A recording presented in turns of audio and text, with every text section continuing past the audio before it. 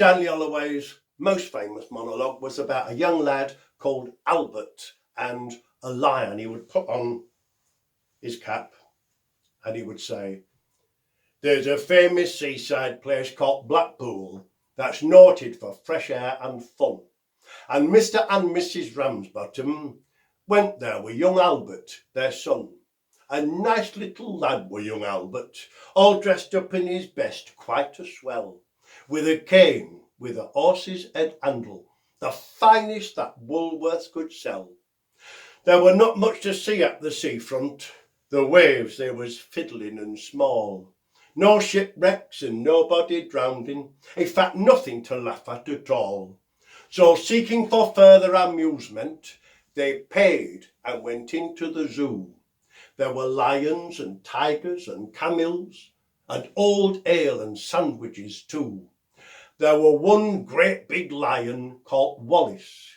His face were all covered in scars, and he lay in a somnolent posture, with his face pressed up against bars.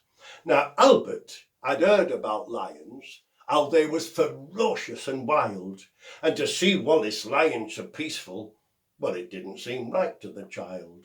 So straightway the brave little fella, not showing a morsel of fear, took his cane with the horse's head handle, and he poked it in Wallace's ear.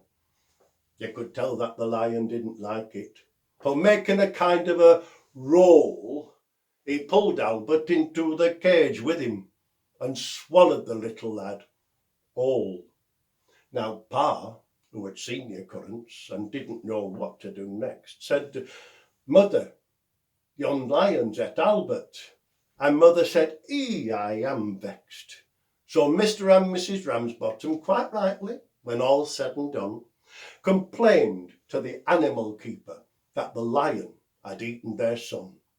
The keeper was quite nice about it. He said, "What a dreadful mishap. Are you sure it's you, lad, lion's eaten?" Pa said, "Am I sure? Is his cap." So the manager had to be sent for. He came and he said, "What's to do?" Pa said, "Your lion's et Albert, and him in his Sunday best too." Then Mother said, right, young fella, I think it's a shame and a sin for your lion to go and eat Albert, and after we've paid to come in." The manager wanted no trouble. He took out his purse right away. He said, "How much to settle the matter?" Pa said, "What do you usually pay?" But Mother had got a bit angry when she thought where her Albert had gone. She said, "Somebody's got to be summoned." So that was decided upon. They all made their way to the police station in front of the magistrate chap and told what had happened to Albert and proved it by showing his cap.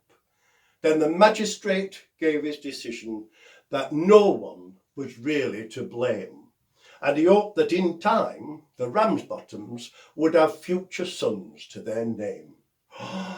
At that Mother got proper flaming. "Well, thank you, sir, kindly," said she. "What, spend all our time raising children just to feed bloody lions? Not me."